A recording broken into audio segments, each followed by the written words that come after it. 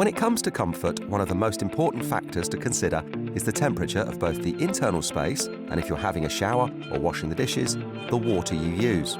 The Grand California's heating system is able to be operated via electric, gas, diesel, or a mix of methods, so you're always in control.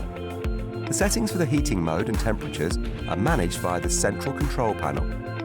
If you're operating the system via gas, it's important that the gas shutoff valve is open, so making sure the tap is in the vertical position. Please note, however, the shutoff valve must be closed again when the vehicle is in motion.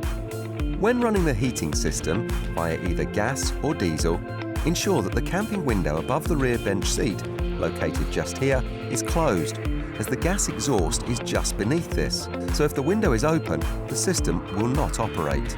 And that's all there is to it.